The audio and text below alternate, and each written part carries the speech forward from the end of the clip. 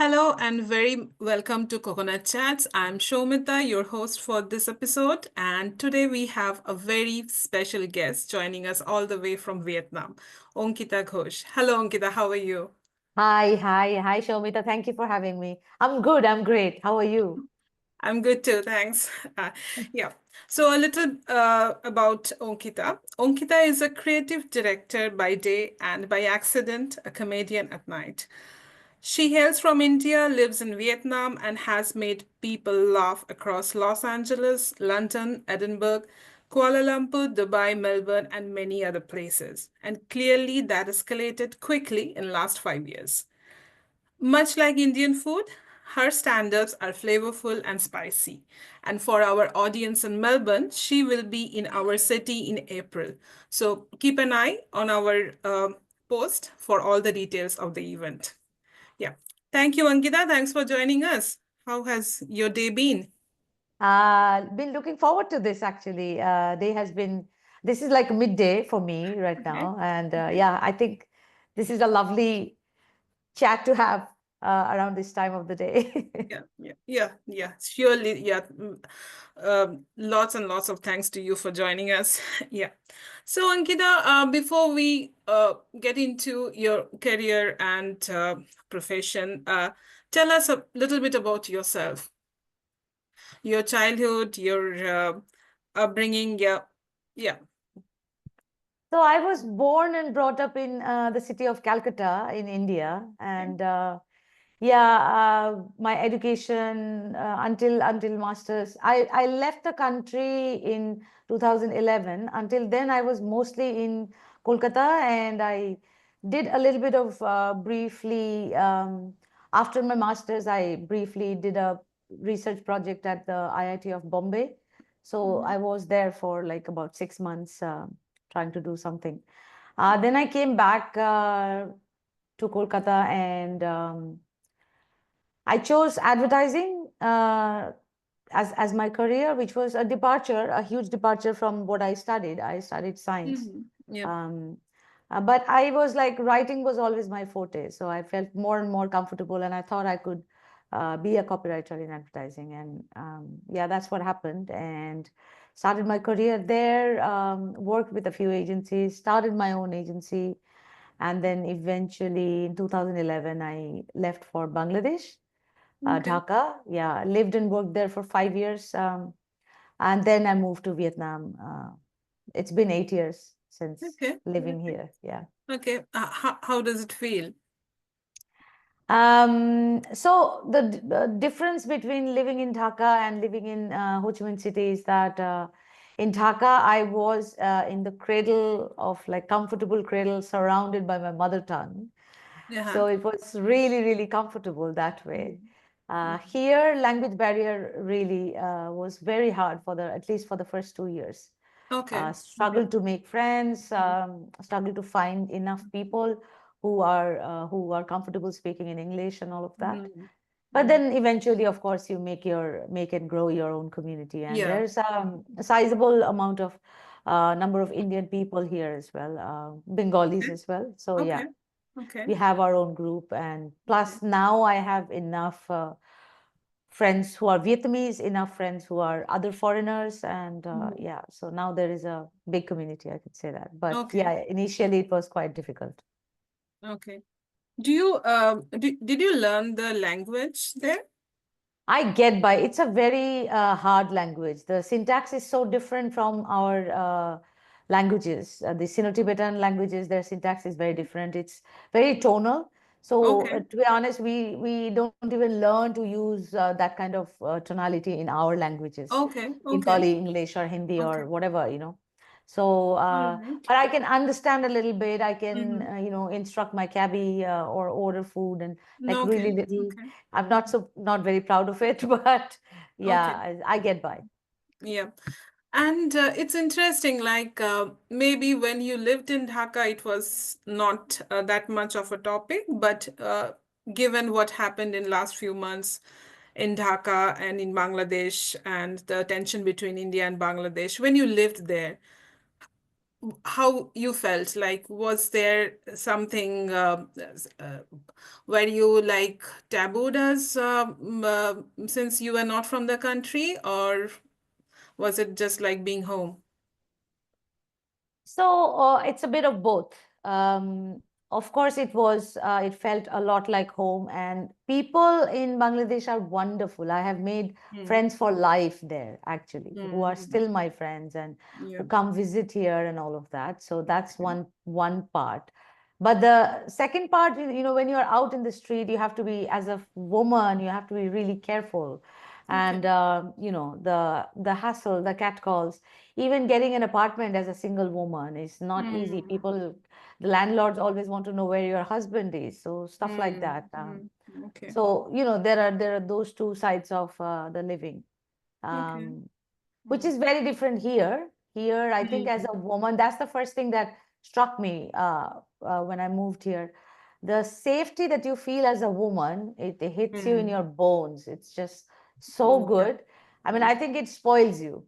Anywhere Yeah. else you Hmm. go, yeah, it's just super, super safe for women, and I love it. So obviously, that was a big part of living here. Hmm. And there's a lot more females participating in the workforce here, which is why, you feel really comfortable. It's not like you are exotic, or you're like in Hmm. advertising in Dhaka. There were quite a few female owners in agencies as well. But in the creative sector, I would not say there were a lot of female colleagues that I had. Okay. Okay. Most of them were in the account management side. So, Hmm. yeah. Hmm. Okay. Yeah. Yeah. Yeah.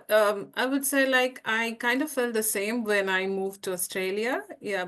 You can feel that confidence when you are out in the street as a woman, and that's yeah, that's kind of spoiling. Yeah. I agree to that. Yes. Yep. And also, since you mentioned that you studied science and then moved to advertising, uh, I understand, like, yeah, you loved it, you went ahead with it. Yeah, I understand that part. So why didn't you study that, what you loved? Oh, because of my Indian dad. I was expecting that. I just wanted Yeah, to yeah. say. So it was absolutely, you couldn't do anything other than science, because science gives Yeah, you the yeah, most yeah. opportunities. Okay. I remember I If even you don't had a study science, you are not a good Yeah, what are you student. gonna Yeah. do? Yeah, what are you gonna do in Yeah. life? And I remember I had an English teacher, like my private tutor, and I was always very good in English and Bengali. Like literature was really where I really shone, right? So Hmm. he even had a chat with my dad about what I should study next. And then Um, um, my school, all my school teachers were quite sure that I would do much better if I studied English or humanities. mhm. But for my dad, it was unacceptable. So until masters, there was a big struggle, and I was like, okay, fine. But then when it came to choosing a career, which is why he was not happy about me going to advertising also. Hmm. But Hmm. I'm like, I'm sorry, I cannot choose something which I won't be able to happily doing it. Like, that's not Yeah. a career then, Hmm. because a Hmm. career has a long span. I Yeah. can't do something which I'm not happy about. So Hmm. that's why I chose advertising. When you start advertising, it's not really a well-paying job. The hours are crazy. Okay. My dad was always in government service. He had no clue what's going on. Like, he was super angry with me. But yeah, that's when I put my foot down and I said, no, no, no, I am going to Hmm. do this. Yeah. And how was the experience as like as a girl of the house when you are uh, staying in a different city and moving away from the not like Ah, emotionally, like physically, location no, moving away from the staying in a family. different city was not a bad thing. Like, I mean, of course, there were concerns, but Mm. Dhaka being just 45 minutes, 1 hour flight, Yeah. Bangladesh being where both my parents ancestrally are from, and all of that. Mm-hmm. So Mm. it was easier that way. Mm. Um, Vietnam, there were questions that who moves to Vietnam? People go to the US, and why Vietnam? There was a Yeah. question. But Yeah. I think by then, my parents also, I mean, there was the trust that got built up with the way my career was moving, and things were going. So they Mhm, were okay mhm, with that, mhm. I think. I mean, I could convince them. Let's put it that way. Yeah, yeah, yeah. You guys would have also watched the documentary of the Vietnam War together. Not really, but somehow my very anti-communist dad was a big fan of Ho Chi Minh somehow. So when he came here, I'm so Yeah. glad that my dad and Mhm, mom also came mhm. here. My dad is no longer. So Okay. when he came here and he went to the museum and he saw that Bengali poster Hmm. in favor of Vietnam and all of that. So Mhm, yeah, he was happy. mhm. Yeah, yeah, yeah. So, living by yourself. So, how has been the journey? Like, It's good. I mean, it's addictive at one mm, after a point of time. I think you start loving your mm, independence and your just being by yourself. And mm. as long as I did work on it to love my own company, to love being Okay, by myself and doing things that I love doing, like writing and reading and even watching something. Or so yeah, I don't mind it at all. I love it actually. okay, Yeah. okay. And I have been watching some of your stand-ups, and you do refer to like having like the funny experiences you had in your relationships. Yeah, so tell us something about those. Like, so how have that journey been so far? Well, I was married when I was back home for 10 years, and then my moving to Dhaka was happened kind of coincided with my divorce. Okay. I wanted to, Mm-hmm. leave that whole milieu and just go Mm-hmm. to a completely different place and build my Mm-hmm. life up from scratch. So that's one Mm-hmm. thing. And yeah, well, all my jokes are inspired by people, by incidents that has Yeah. happened in my life actually. And then, Okay. then So I, so of those course, actually yeah, happened. Okay. Good to yeah, know. yeah. A lot of them, I think all of them have happened. I Okay. don't think I have made up, said anything on stage until now, which is not happened in my life. Like Wow. Okay. definitely something has happened, and then I built on it. Okay. Okay. Okay. That's quite inspiring. Like to take the fun part out of those experiences. Yeah. Yeah. That's very good. Yeah. So, yeah, we already talked about Vietnam. Yeah, and next month, yeah, we are already towards the end of March. So next month you are coming to Australia for the shows. Yeah. How excited are you? I'm super excited and super nervous. Like last time I did a run in a festival was two years ago, in Mm, 3 years ago in Edinburgh Fringe, where I again jointly split an hour with another friend comic of mine, and we did like just 8 days. mm, But already that was like a nerve-wracking experience of going and doing. Also, like really humbling as well as really learn. Um, doing the same thing every day for 8 days. Now this is a 12-day run, and yeah. MICF is so huge, Mm, and I'm super excited. I think I have a great set to share, but I also know that it's going to be slightly different every day because I know I do mm. play a little bit here and there. Yeah, it's Um, live. Yeah, you can't do the same thing yeah, again. Then yeah, it yeah, won't show. It exactly. won't be organic. Yeah, it has to Yeah, be yeah. organic. Yeah. And I'm sure I'll be also feeding off of the room, like that day's Yeah. energy, what Yes. kind of people Yes. are there, and Yeah. stuff like that. So, yeah, I think it's gonna be a great experience. Very, very excited, definitely. Mm-hmm. This is And big. This is a yeah, big yeah, thing. Yeah. yeah, yes, yes, yeah. We are also looking forward to that. And you will be joined by Arti. So have you shared the stage with her before? Yeah, so it's funny. Aarti and I first met during lockdown when we were all doing comedy on Zoom. So there was a very Okay. nice room called Unmuted from Melbourne, which was run by Mm. Paula Ferrari. And then that's when I first met Aarti. And then, after lockdown opened, like travel opened, I actually, 2 years ago, I went to Melbourne and I did like 7 days, eight curated mics all over the city. I did a lot of every night I was doing a gig. So Aarti and I were already friends, and we shared stage already. And then 2, 3 months after, I produced my first Hindi show here in Saigon, and Okay. Aarti came over to perform. So Mm. there were two comics from India, from Delhi, and two male comics, and then Aarti from Melbourne came, and that Okay. was the first ever Hindi show in Saigon that happened here in the city actually. Uh-huh. Uh-huh. So it was fun, and we have been friends. We have written together. We have done, writing groups like, "Hey, Right. I'm struggling with something. Let's just get on a call and give each That, other that's tags and that's stuff." really cool. Yeah. Yeah, so Mm. we have Mm. been doing this for a long time. I think our understanding of each other, being friends, similar kind of age range, experiences also, because she also moved from India to Australia. She also worked in Mhm. advertising. So a lot Mhm. of things are quite similar. Okay. But again, the way we look at things and our comedy style, like even how we speak, like she's really calm, way calmer than me. I am way more high energy. So I think there is a nice contrast, and there is Yeah.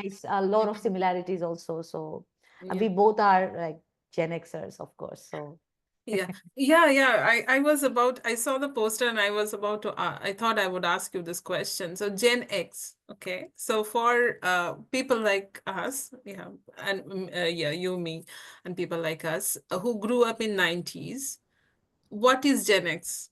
What is the Gen X vibe?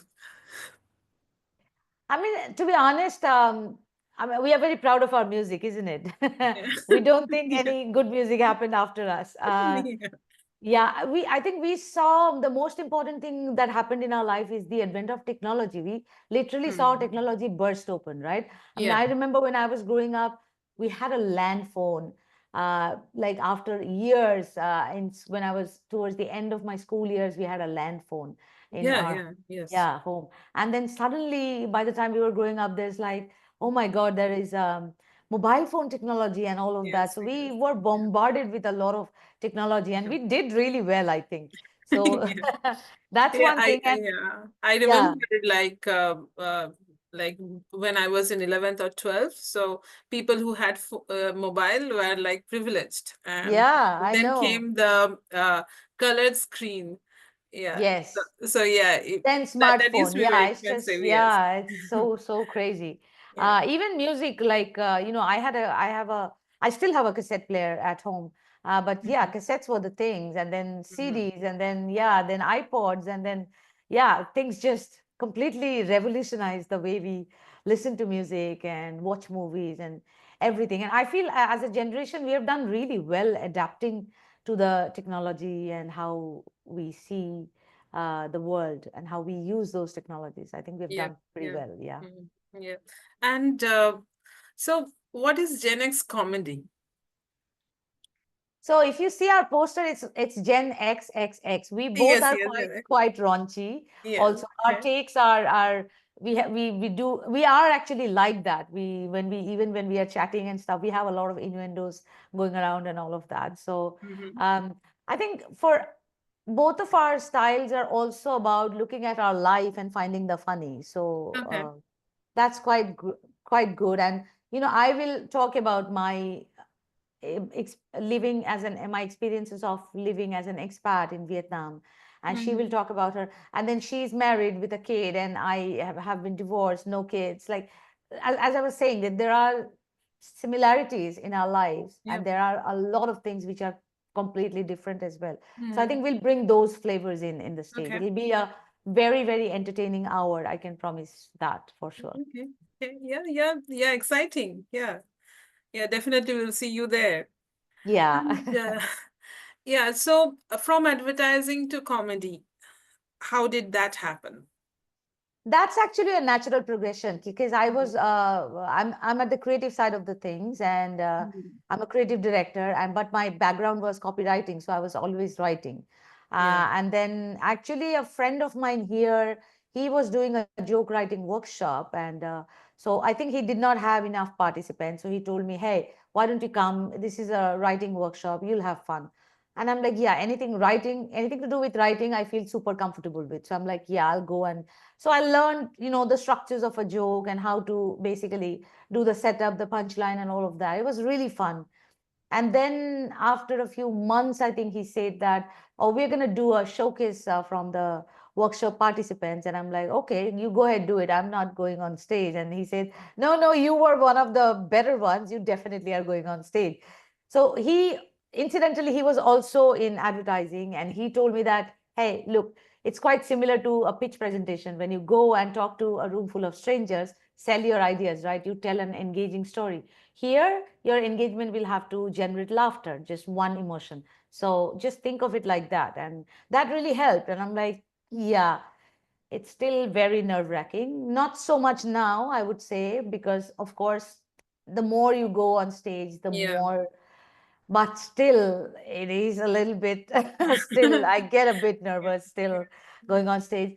But I have done comedy across a lot of cities in the world. And that I think is really great for me, because when I see that my jokes are working universally, irrespective of Mm, where I'm going, that mm, really gives me a lot of confidence that, okay, so definitely, yeah. actually it's Mm, not like necessarily that my life experience in Vietnam is very stuck to this particular market right. only. Mm, mm, Recently, I've also gone back to India and performed in Bangalore, mm, in Calcutta. Now I have performed in Calcutta twice, mm. which is great. I have like, got great responses from the audiences, so which just builds my confidence. Okay. Which you would rate as the best experience so far? Which city in the world? To be honest, Melbourne and Los Angeles will be like almost like a tie, Uh-huh. because I think Americans and Australians can take a joke. And when I 2 years ago when I went to Melbourne, I saw that uh, people are really what I would like to call comedy literate. You know, they know where to laugh. They come to a comedy show expecting a proper comedy gig, and that kind of a room, if your jokes are landing, you get all the like so much laugh. It's just amazing feeling. So 2 years ago, I did 8 gigs, 9 gigs in 8 days. All of them, I think, barring one, all of them were so good. And I was doing every day a different set. So it was Mm. fantastic. Los Angeles was also similar. It was very like people are, they can take a joke and they know how to behave in a comedy Yeah. show, like Mm. comedy literate, I would say, because I Yeah. think because of a vibrant comedy culture in both cities. Right. Yeah. Right. Yeah. So, so people who are not that much familiar with Vietnam, yeah, we always think that okay, they have a certain kind of accent, and not sure. Like even when we are planning to visit Vietnam, I haven't been there before, but You have to come. yeah, I surely will do. I'm a big fan of Vietnam, by the way. Since I watched the Okay. documentary, that's why I brought it up. Yeah. Yeah, so we always think about okay, whether the way we speak English, whether we will be able to communicate with them or not, and this and that. So, how is the stand-ups received there? It's actually growing. It's way more Mm. vibrant than when I started. Of course, it always suffers a little bit because people are always on the go, right? So we have had a bunch of comics, and then a lot of them moved out of the country, like expats, right? Who Okay. were staying here for maybe 3, 4 years. They did comedy here, and then they eventually moved out. Okay. So then we have to get a new bunch of, like, I came, then I started doing. So I became a new comedian and all of that. Um, but the scene is growing, and now we are doing, like, for the last 2 years, I would say, we are consistently bringing international headliners. I produce at least two such shows a month, which Okay. is great. And there is one more producer who also does at least one international headliner show a month. So that means three Nice. headliner shows a Yeah. month. So that means we are selling tickets to those. So there is enough, Mm. you know, curiosity about that. So the scene is growing, I would say. And we also do local showcases. We do have open mics and so we have a long way to go, but it's still encouraging. I think the great thing is that you cannot grow a scene only based on expats. So Yeah. the Right. really Mm. encouraging sign is that we see a lot of Vietnamese youngsters Right. who have had exposure to comedy, who have maybe studied abroad, or who have maybe seen a lot of Netflix specials and stuff. They are taking interest. They are coming in. A lot of Vietnamese comics are there in the scene who do comedy in English. So all of Okay. that is very, very encouraging. Okay. Some of them are really funny. Mm. So yeah, overall that kind of is helping the scene to grow. Okay. And how is this progression from advertising to a comedy received in your home, at your home? So I actually quit my job in 2021, but Okay. there was also a time like right after my father passed away. I'm an only child, so now it's just me and my mom, and Mm. I just started out doing comedy, and I was because I was getting so much joy out of that. I wanted to give that more time. And I saw that if I continue to, do jobs in advertising, it's impossible to dedicate any time to comedy, Yeah. like the Mm. amount of time I would love to give it. You're So then right. I, Yeah. took stock of the whole thing and savings and money and blah blah blah, and I'm like, yeah, maybe I can afford to I'm still freelancing and in advertising, but I just don't have the security of a monthly salary anymore, Okay. so which means a lot more planning involved and all that. Mm. But I really wanted to do this, so like Yeah. creatively speaking, I would say that I so advertising was one creative expression for me, but I always thought that I have a second avenue or a second area where I would also creatively express myself. So at one point of time I thought I'll make films, and but then it was like it's logistically too cumbersome for me to Yeah. handle. I'm like, okay, Okay. no. So maybe then I understood that writing is my forte, so let's see how that pans out. And then eventually comedy came up, and I'm super grateful that I took this up, because it's just so fulfilling, and I'm still writing and writing with a certain agenda to make people laugh, but also looking at my own life's happenings and people. And as you said rightly, that bringing out there are sad experiences, there are traumatic experiences, but bringing out the funny from those experiences gives me a lot of fulfillment and satisfaction. And then going out, and the entire process is very fulfilling for me to write that and then to try it out in front of a bunch of strangers, and then eventually making them part of a show. And then how you build a set, and then you do a half an hour set and go, and it's all about your life up on the stage, talking to strangers but entertaining them still. So it's great, it's amazing. Yeah, I would say it's quite commendable because writing down a traumatic experience, it brings back the memory, and Of course. when you are writing, you relive what happened. So making joy, fun out of that, and then spreading the joy to the audience, that's a beautiful thing to do. Yeah, that's Yeah, very yeah, it's actually inspiring. it Yeah. helps you process trauma also. Because Mm. when you first write, like I recently had a breakup, and when I was writing first about it, I saw that it's so raw. It's not funny. So I'm like, all right, Mm. I don't even try to make it funny anymore. I'm just writing as it comes, and then I know that eventually, as I go on, I go back to it like every week or something, and then see how it's coming out. And that's how you end up processing it also, and then it becomes funny.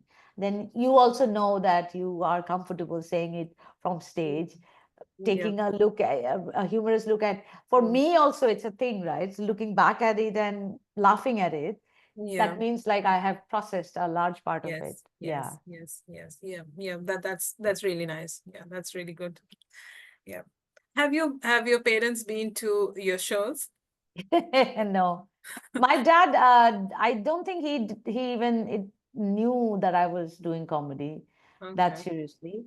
My mom knows, but no, she has not been. I do comedy mostly in English, and my Mm. mom is not very comfortable in English. That's not a big reason though, but yeah, no, I mean, she has seen videos though. She keeps commenting now on Facebook. She keeps Yeah. seeing my Mm. videos and Mm. comments on that. So yeah, and my relatives also, they know now that because I travel a lot for comedy as well, Mm. so Mm. know that I'm doing this. Okay. Yeah.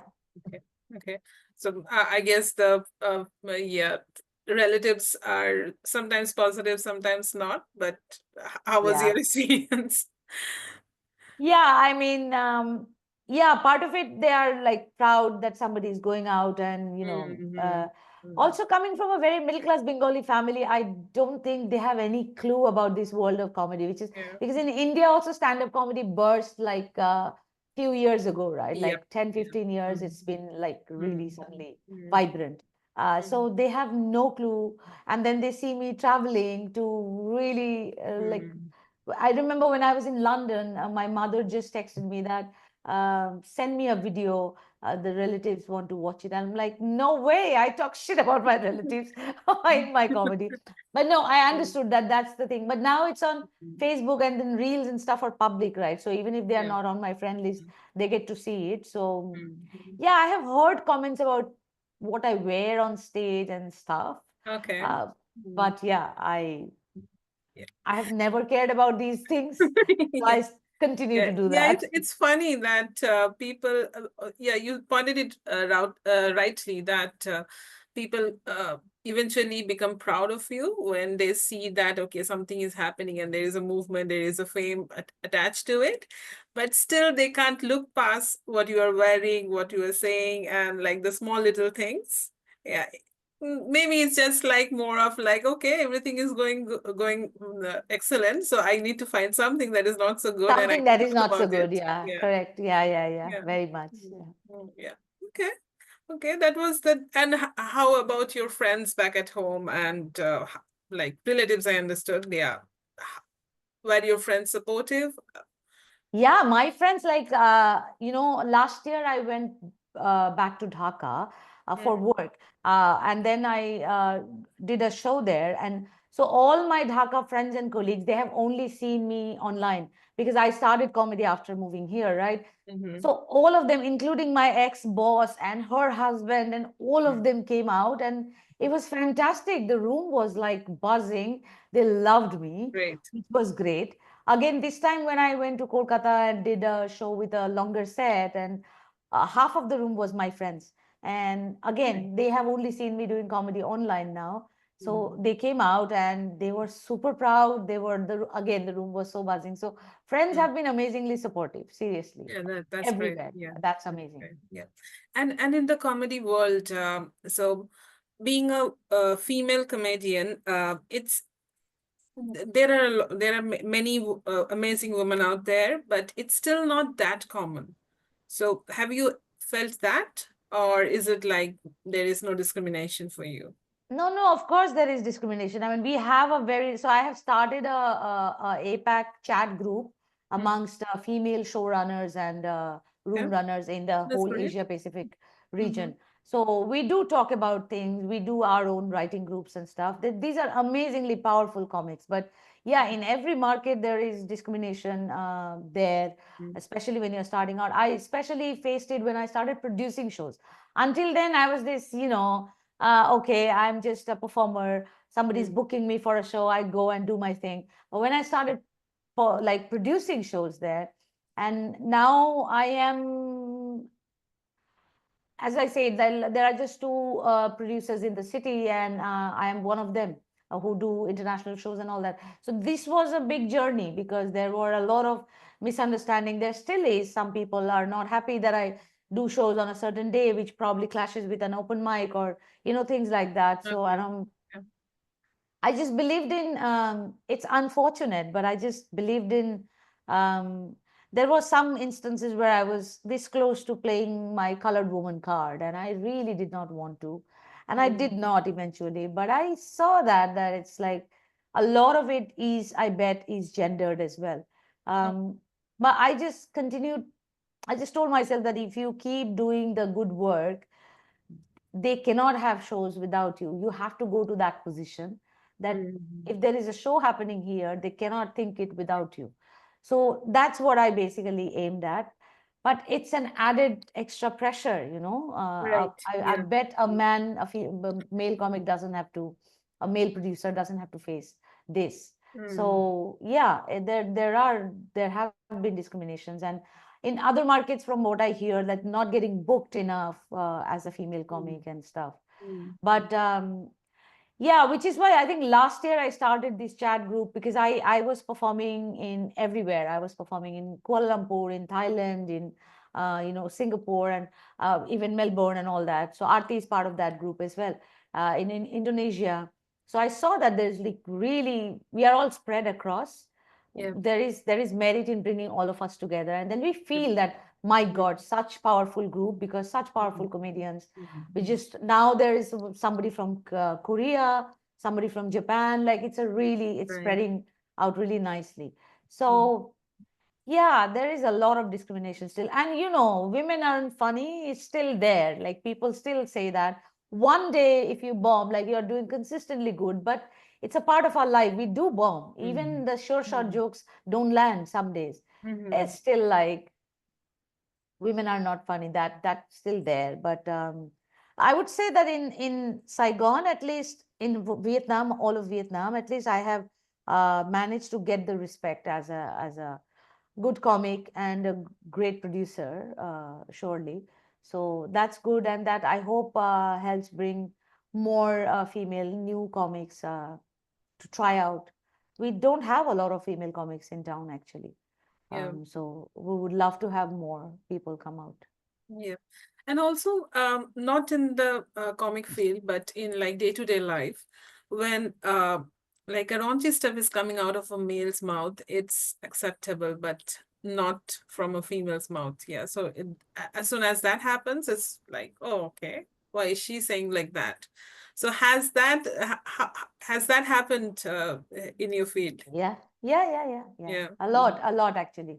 And then there was a time when I was like questioning myself, and then I thought that even when I am with my friends, every time I say something, just because I am saying it and in a certain way, innuendos get attached to that. Even my friends group, they're like, if I say something, they Mm, would definitely find an innuendo there. So I'm like, if mm, this is my personality, why mm. don't I own it? I mean, why do I have to care about Yeah. what people? Because there Mm, are good role models in the world of comedy. I mean, there is Nikki Glazer, there is Ali Wong. I mean, they are super, super raunchy and sexual in their content. I mean, like that's like really hardcore.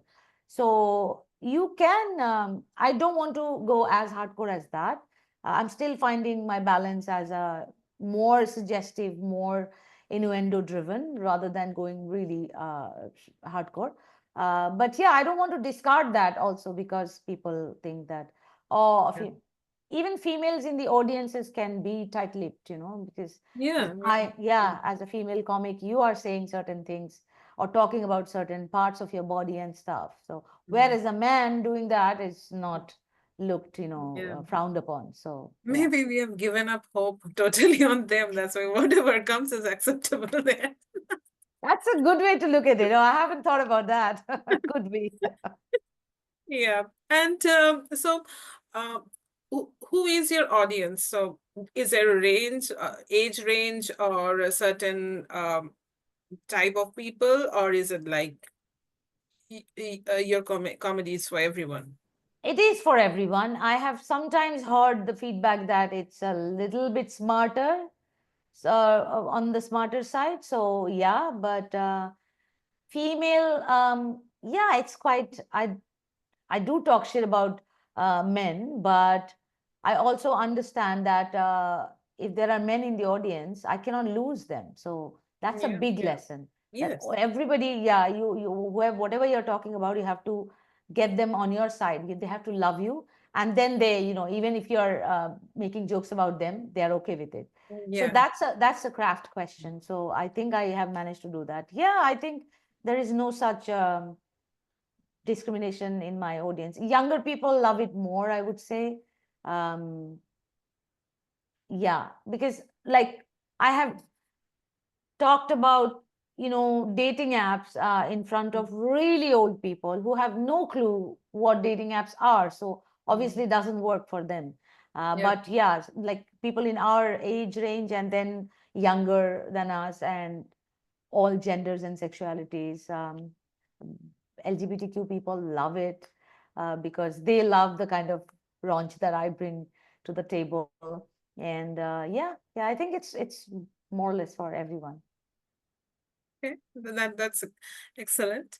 Yep, and yeah, we are towards the end of our discussion. Yeah, it has been like wonderful talking to you. And so for women who are thinking of picking up comedy as a profession. So, what will be your suggestions? So we have to do the hustle. We have to, first of all, write Mm-hmm.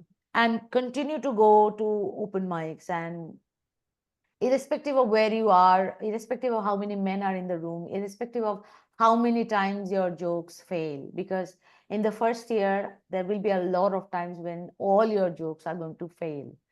But if you really love doing it, and if you really think that, because you can learn this, it's nobody's born with comedy. You can learn and hone your comedy skills. So it's the first bold, brave step is to go up there and say, because there are a lot of people amongst us who are funny on dinner tables, but going on stage is a completely different ball game, because I have seen a lot of people say that, oh, she's very funny or he's very funny, he could try comedy. And I always tell people, yes, please try, because going on stage and saying it, even when we are writing or thinking something is so funny in my head, and when I go and say it out loud, it's like, oh, okay, that didn't work at all. So that means Yeah. I come back and rewrite it, because I believe in that. So I know that there is something funny in it. It's just Yeah. I have to craft it in a way that makes people laugh, and Right. then trying it across 100 rooms, because 100 rooms will have 100 different types of audience. And then that's how basically it's like the polishing of the gold thing. So Mm-hmm. one single joke, when it's working across 100 rooms, that's when you know that, okay, it's working. And it still keeps changing. I mean, even after a year or so, you suddenly get a tag, and you suddenly think that, oh, this is so much better. Oh my God, I can make Mm-hmm. this even better. So it's just a continuous journey. So you have to commit to the journey, rather than thinking of the result. Like, you Right. cannot start doing comedy thinking that someday I'll have a Netflix special. No, that's not gonna, that should not be the goal. You should enjoy the entire process. If a Yeah. special happens, great. If it Mm-hmm. doesn't, it's still great. You should just enjoy and commit to the craft, and commit to going out there, irrespective of the failures. There's going to be a lot of failures, just a Yeah. lot. Yeah. Yeah. Yeah. So it's a great life lesson also. Like, Mm-hmm. sometimes we feel like, why do we even do this to ourselves? Like, why go out and fail and then come back and feel miserable? But then you go up again, and then you do well, and then you're like, yeah, okay, I'm not a total failure. Yeah. Yeah. Yeah. Yeah. That's very inspiring. Thank you. But yeah, just from what you said just now, I thought I would ask this question again. So different people in different country think has a different way of thinking. Uh, yeah, I understand. Like now, it is in the world of social media. It's globalization has happened, and there is like a same language, a basic language for everyone, which is tying everyone together. But still, like there is some speciality for in a country which is different from another country. So when you are performing in two countries, will your writing change for the joke? Yeah, Yeah, yeah, yeah, yeah, yeah. It yeah. does actually. So what I do is, like, I'll give you an example. I have a recent joke where I compare myself with a tall building here in this city. Mhm, So where mhm, I have done that joke in Kuala Lumpur, and I have taken the iconic building there. In Thailand, I have taken the iconic building there.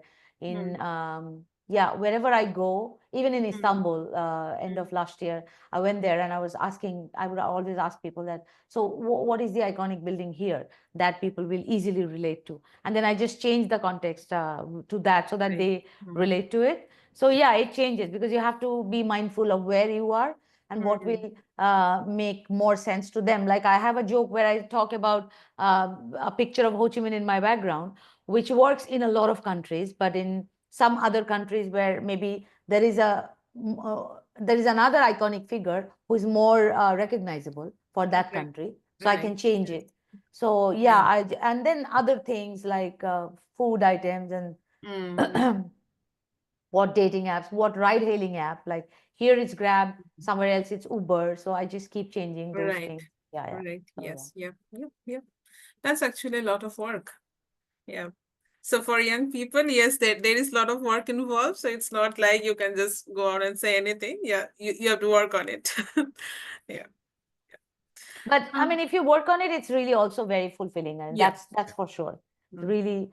great validation to Mm. go night after night, and people coming from work, or you don't know what kind of day they have had, right? They are Exactly. just Yeah. there waiting for a good time, Mm. and it's a huge responsibility. Mm. But also you got to really, you cannot think about that, because once you are having a good time on stage, it's very contagious. Then people also see that you are having a good time on the stage, and they join you.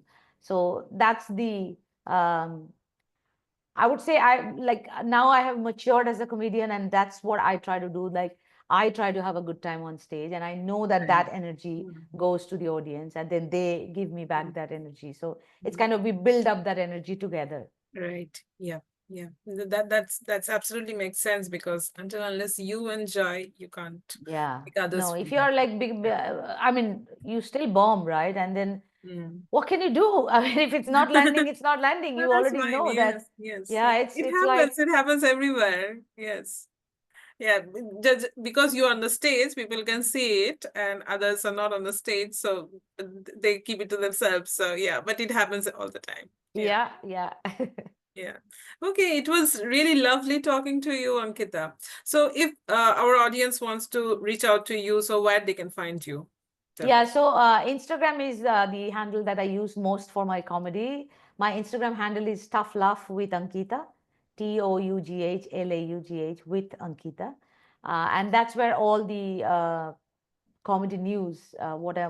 I'm doing, Mhm. is there. Yeah, that should be it. And then I have a YouTube channel as well, Ankita Same, where there is a basically a comedy playlist and an advertising work playlist. But I would insist to follow me on Instagram. Okay, okay, that's great. We'll connect you there. And all the best for Melbourne, and Thank you. Hope also to for see you all. there. Yeah. Yeah, yeah, yeah. Hope to see you. And apart from the show, let's try to catch up as well. Yes, absolutely, absolutely. Let's hang out, surely. Yeah, yeah, sure. And apart from Melbourne, also, like all the other shows, all your next gigs, best of luck for that. Thank you. Yeah, yeah. And to our audience, thank you so much for listening to us. And if you liked our today's episode, please don't forget to like, share, and subscribe. And yeah, stay tuned to our channel for more. Thank you.